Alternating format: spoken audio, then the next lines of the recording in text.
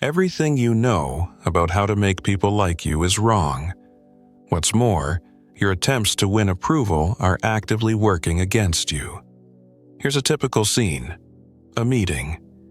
Eager to be helpful, you agree with every opinion, smooth over disagreements, and seek compromise.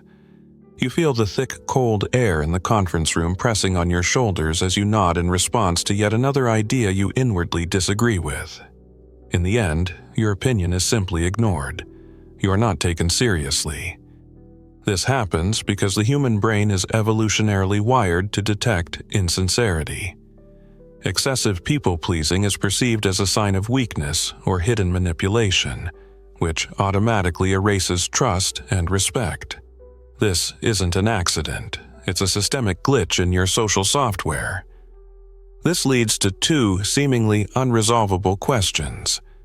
First, how could a brain designed for social survival develop a mechanism that punishes us with physical pain for disapproval? fMRI scans show that the brain area responsible for social rejection lights up as brightly as if from a scalding burn. To your brain, there's no difference between an insult and a physical injury. It literally turns you into a hostage of others' opinions. And the second question, if this is true, then how do people who openly go against the crowd earn genuine respect? Why does demonstrating independence paradoxically attract the very approval that conformists so desperately and unsuccessfully seek? These are not rhetorical questions. The answers lie at the heart of a phenomenon we call the magnetism of indifference, and we will reveal them in sections 5 and 6.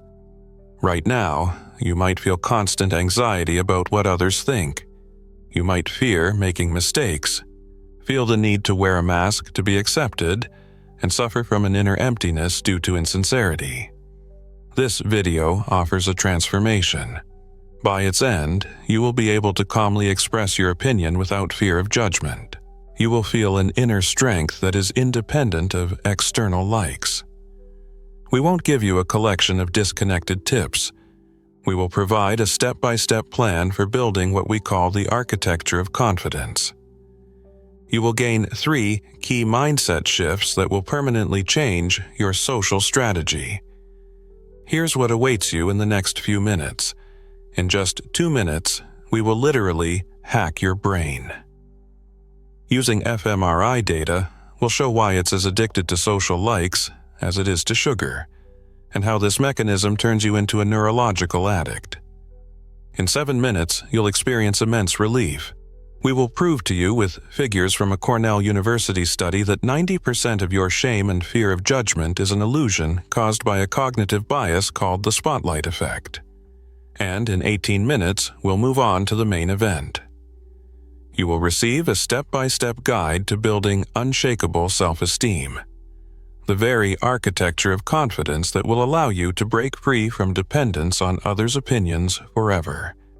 Let's begin in a moment. So, what is this systemic glitch? At first glance, it's simple. Social approval, a like, a compliment, a nod of agreement, triggers a dopamine release in your brain. This is the same neurotransmitter responsible for the pleasure derived from sugar or coffee. The brain is simply seeking pleasant sensations. Logical, but this is just the tip of the iceberg, beneath which lies a cold, harsh truth. fMRI scans show that social rejection activates the same brain area as physical pain, the anterior cingulate cortex. For your neurons, there's no difference between public humiliation and a burn. This isn't a chase for a dopamine carrot. It's a panicked flight from the whip of real physical pain. Your brain is in a perfect trap, where the brief pleasure of approval alternates with the agonizing pain of its absence. A day in the life of such a brain looks like a roller coaster. The morning begins with checking your phone. A few likes provide the first dopamine hit. Then you spend half an hour choosing an outfit, mentally rehearsing phrases for a meeting so as not to offend anyone. But at 10:15 a.m., a colleague walks past in the hallway and doesn't say hello. That's enough. The pain center flares up, triggering a cascade of panic. he doesn't like me, I did something wrong, I'll be fired. Your entire day turns into a frantic reaction to random external signals. A barista's smile is a short ascent, a stranger's sideways glance is a painful plummet. Do you recognize these swings in your own day? It's not your fault. It's an ancient bug in modern software. For our ancestors in a tribe of 50 people, ostracism meant certain death. The mechanism that equated rejection with physical pain was vital, but today, this ancient instinct operates in a digital metropolis where you are evaluated by thousands. A useful alarm signal has turned into a deafening, continuous noise. We are trying to use a stone knife to slice the thinnest pieces of sushi. The tool is good, but the task is beyond its capabilities, and it constantly fails. So, we've established, your dependence on approval isn't a weakness of character, but a feature of neurophysiology. It's an ancient program that no longer aligns with reality. But what happens to your personality, to yourself, when you allow this program to control your entire life? What price do you pay for constantly wearing a mask to avoid pain? This leads us to a much deeper problem, the paradox of authenticity. And it is this paradox that we will uncover in the next section. Why does a compliment for an action you consider insincere feel empty, while harsh but fair criticism of your genuine work can, on the contrary, strengthen you? The answer is that you have two selves, the true and the false, your mask. When your mask is praised, your true self receives nothing. The compliment goes into a vacuum. But this isn't just ineffective, it's destructive. Every time you act inauthentically, you create a painful internal conflict, cognitive dissonance. This isn't a passive process. You actively burn a gigantic amount of mental energy to maintain the mask and suppress your true self. It's like trying to charge your phone by plugging the connector into its case, not into the device itself. What happens the moment a person realizes the futility of years of trying to please everyone? Imagine a man who for years sacrificed his interests for colleagues and friends. He believed this self-sacrifice was the path to respect. But one day, when he himself needed help, he received a cold refusal. In that moment, he realized he wasn't respected. He was merely used. His nice guy mask became his prison. He looks in the mirror and sees not himself, but a collection of hundreds of frozen, obliging smiles he gave to others. And behind this collection, emptiness. This realization is painful, but it is precisely the starting point for freedom. However, to take the first step, one must defeat a monster that exists only in our heads. Is there objective evidence that authenticity is not just a beautiful idea? Research shows a direct correlation. The higher the level of authenticity, the lower the level of stress and anxiety. But the real truth emerges in clinical practice. One of the key tasks of cognitive behavioral therapy for social anxiety is to reduce the gap between the true self and the social mask.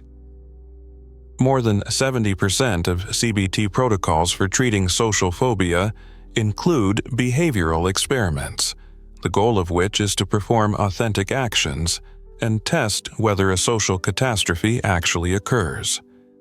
Authenticity is not a philosophy, it is medicine. But our brain actively resists this treatment due to one powerful cognitive bias.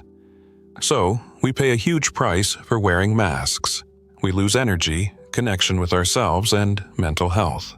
But why do we cling to them so desperately?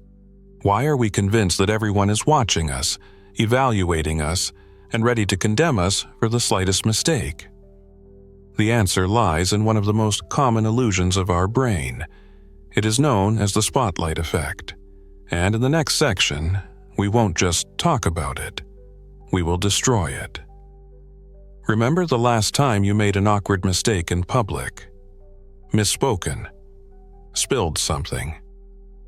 How many people do you think noticed it and remember it to this day? Now, imagine that your estimate is at least twice as high. This is not a guess. Cornell University studies show that people systematically overestimate how much others notice their mistakes and appearance. By an average of 200%, you suffer from the judgment of an imaginary audience. Your brain works like a miniature solar system. You are the sun, and everyone else seems like planets revolving around you. But in reality, each of them is also a sun in their own system. Don't take my word for it. Let's test it right now. Ready to participate in a 30-second experiment? Try to remember what the cashier was wearing at the store you visited yesterday, or what hairstyle your colleague had whom you spoke with this morning. Name at least 2 details. Most likely you can't. You were busy with your own thoughts, your own problems, your own phone. In the same way, they don't notice your terrible mistakes or imperfect hairstyle. Here's the liberating truth. Nobody cares. This isn't cynicism. It's the greatest permission to be yourself. You have the freedom to try and make mistakes because your stain on your shirt is just background noise to others. How did psychologists manage to measure this? In a classic experiment, a student was asked to wear a deliberately ridiculous t-shirt with a picture of Barry Manilow and enter a lecture hall. He was convinced that everyone was looking at him and laughing. By his estimate, at least 50% of those present noticed the t-shirt. The reality? Less than 25% noticed it. The spotlight that we imagine shines brightly on us is, in fact, a small, dim flashlight. We are the protagonists in our own film, but for others, we are just extras in the crowd. Having realized this, we are ready for the most important step, to shift the light source from external to internal. So, let's put it all together. We've found that our brain is neurologically dependent on approval. We pay for this with the loss of ourselves and our mental energy. And all of this is due to an irrational fear of an imaginary audience that doesn't care about us. So, if there's no audience, how do you stop performing for an empty house? How do you stop depending on external evaluations and start trusting yourself? To do this, you need to make one, but the most important, shift in thinking. Psychologists call this a shift in the locus of control, and in the next section we will turn this theory into your practical guide to action. Why do 2 people, facing an absolutely identical failure, react in completely opposite ways? One blames the world and falls into depression. The other sees a growth opportunity and becomes stronger. The difference lies in one setting, the locus of control. External locus. Nothing depends on me.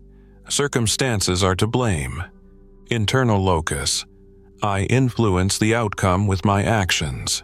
A people-pleasing person, by definition, lives with an external locus. Their self-esteem, their mood, everything depends on external signals. This makes them psychologically fragile, like a crystal vase that can be shattered by any careless word. Shifting the locus of control is not just a change of focus. It's a transition from the role of an eternal victim to the role of the author of your own life. It's like ceasing to be a weather vane that turns with every wind and becoming a compass that always points to your own true north. But the first step to this is paradoxical. You need to completely redefine the meaning of the word success. Answer honestly, when was the last time you were truly proud of yourself? What was the source of that pride? If it was praise from your boss, the number of likes, or winning an argument, that's an external locus. If it was the fact that you pushed yourself, stayed true to your principles despite pressure, or put in maximum effort, that's an internal locus. Take one of your important goals right now, and now rephrase it so that it describes not the result, but the process. Not get a promotion, but give 110% on every project and propose one bold solution. You cannot control whether you will be approved, but you are 100% in control of whether you are honest and brave. Self-esteem based on the process becomes indestructible, and this shift completely changes the rules of the social game. What does the first act of defiance look like? Imagine, a colleague asks you to do their work on Friday evening. Under the old programming, you would agree, fearing to spoil the relationship. But, relying on the new logic, you politely but firmly say no for the first time, explaining your own plans. You encounter slight displeasure. Your inner critic screams about danger. But no catastrophe occurs, and instead of dread, you suddenly feel a powerful surge of energy and self-respect. You feel something inside that has been compressed for years expanding. It's a physical feeling of relief in your chest. This self-respect turns out to be far more valuable than external approval, and it is the first glimmer of what we call the magnetism of indifference. So, we understand the key to freedom is not trying to control others' opinions, but reclaiming control over your own self-assessment. It's a shift from an external locus to an internal compass. But why is this inner core, this independence, so incredibly attractive to others? Why does giving up the pursuit of approval lead to receiving it? In the next part, we will uncover the secret of this phenomenon. We will delve into the psychology of social status and prove why the magnetism of indifference works. Because a desperate desire to please is a signal of low social value. Your brain unconsciously reads subservience not as friendliness, but as veiled manipulation. It asks an instinctive question: what does this person want in return? A person who easily abandons their opinion demonstrates that their opinion holds no weight. Conversely, someone who doesn't seek approval signals the presence of an internal source of value. This is perceived as strength and stability. In the social economy, we instinctively seek reliable assets, not cheap ones. We are drawn not to those who approve of us, but to those who approve of themselves. What made Steve Jobs, known for his unbearable character, elicit not repulsion, but fanatical devotion? He rejected focus groups and market trends, relying solely on his internal compass. His philosophy: people don't know what they want until you show them. But on Friday, September 17, 1985, the world dealt a crushing blow. He was fired from his own company. It was a final test of resilience that seemed to prove his approach a failure. But he returned not broken, but even more confident in his vision. People followed not his desire to please, but his absolute conviction in his own righteousness. Such personalities are not born. They build their confidence according to a specific mental architecture. Why, in a social group where cohesion is key to survival, do we admire those willing to go against the current? For our ancestors, the ability to make decisions despite common fear was the main marker of a leader. Subservience in a moment of danger was a sign of inability to lead. This mechanism still works. In Solomon Ash's experiments, 75% of participants conformed to a demonstrably incorrect majority opinion at least once. But just one confident nonconformist could break that spell. Our brain still uses the heuristic: independent opinion equals strength. But here lies a trap: how to distinguish genuine independence from a performative, adolescent rebellion. So, we have proven, refusing to seek approval not only liberates, but also attracts genuine respect. We have seen how this works at the psychological level through an iconic figure, and from an evolutionary perspective. We have answered the question of why. Now the main question: how? How do we develop this magnetism ourselves without becoming an antisocial recluse? Before we move on to the step-by-step construction, we will show a few more examples from different spheres of life. And immediately after that, we will proceed to the culmination. A breakdown of the blueprints for your own architecture of confidence. How could Reed Hastings, the founder of Netflix, go against the giant blockbuster with an idea everyone considered business suicide? In 2000, Blockbuster owned 9,000 stores and generated $6 billion in revenue. Its pay-per-view model was an unbreakable habit. Hastings, whose company was on the verge of bankruptcy, offered to sell them Netflix for just $50 million. Blockbuster CEO John Antioco barely suppressed laughter. The subscription idea seemed niche and insignificant to him, but Hastings' internal assessment proved more accurate than the unanimous opinion of the market. He created a new reality on the ruins of the old. But such courage is not only needed in business. Why were Van Gogh's paintings, which today are worth hundreds of millions, considered mere daubs during his lifetime? Academic standards of the time demanded realism and smooth brushstrokes. His expressive emotional style was a direct violation of all rules. Contemporaries saw him not as a genius, but as an amateur. The price for this fidelity to himself was colossal: poverty, dependence on his brother, mental suffering exacerbated by complete professional rejection. In his entire life, he sold only one painting. The Red Vineyards at Arles went for 400 francs.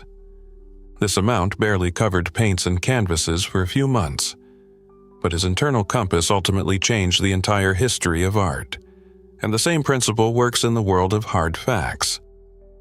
What compelled Australian scientist Barry Marshall to drink a culture of dangerous bacteria? In 1984, all of medicine was convinced that stomach ulcers were caused by stress and acidity. This dogma was supported by the entire industry. Marshall's idea of the bacterial nature of ulcers was considered heresy. His articles were rejected, his presentations laughed at.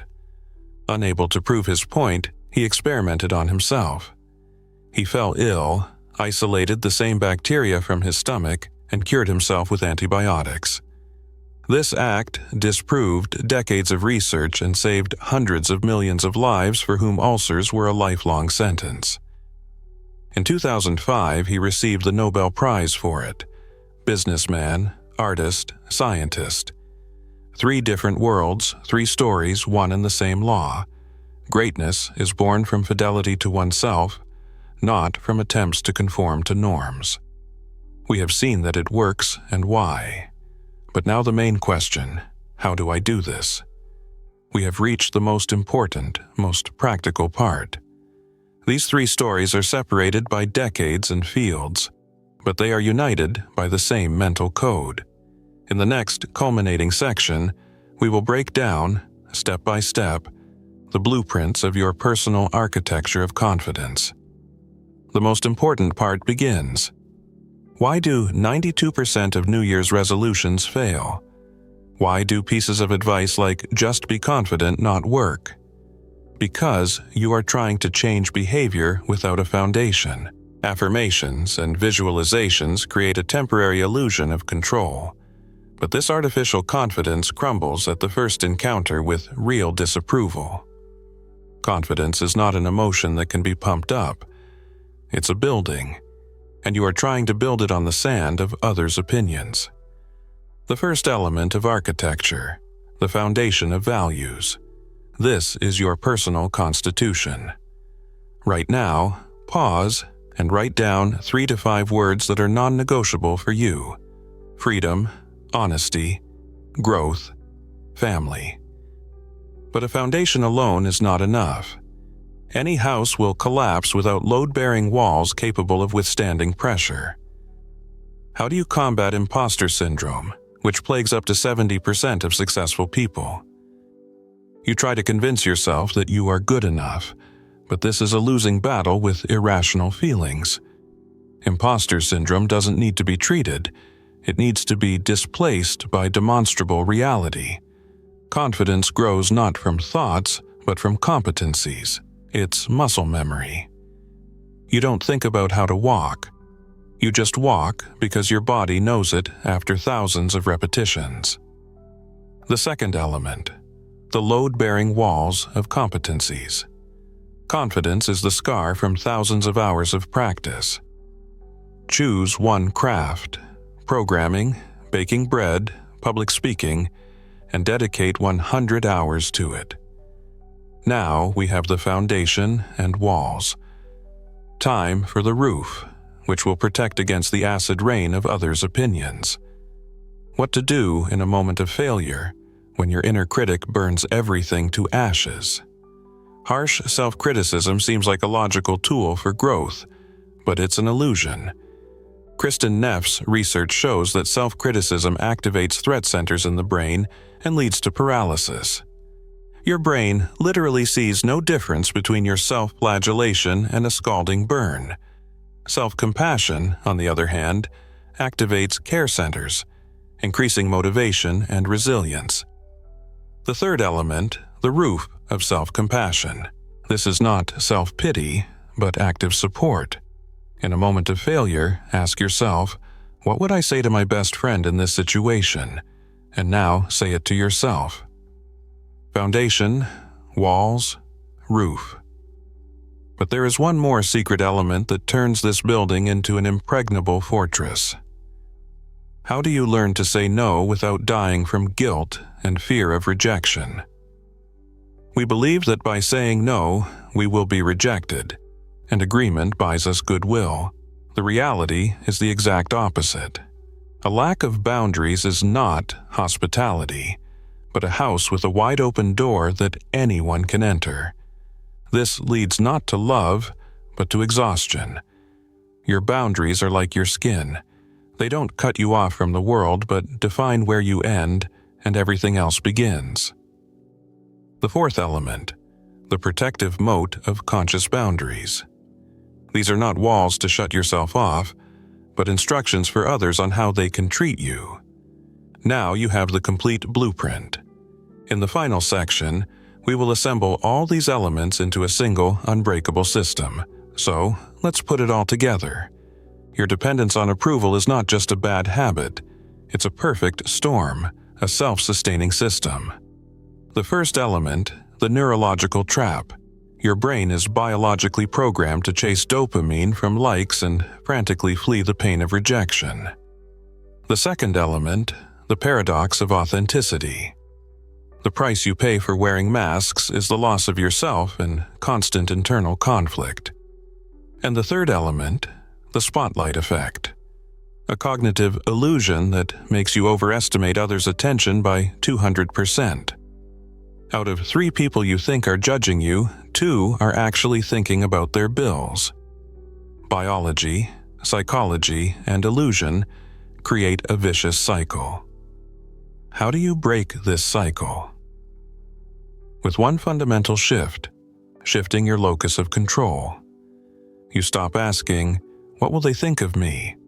and start asking, "Does this align with my values?" This is not just advice. It's an operating system change. And once you do this, the magnetism of indifference becomes an inevitable consequence.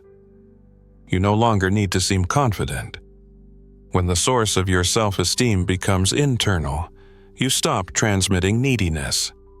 You begin to radiate self-sufficiency, which others perceive as strength. It's like the changing of the seasons. You don't force leaves to grow in spring. You provide the conditions, and growth becomes inevitable. The architecture of confidence is a practical tool for this shift. It's not a set of tips, but a holistic system. The foundation of values answers the question, why I do this. The load-bearing walls of competencies answer the question, what I do. The roof of self-compassion, how I support myself in the process. And the protective moat of conscious boundaries, how I protect my system from external interference. Without values, your skills serve others' purposes.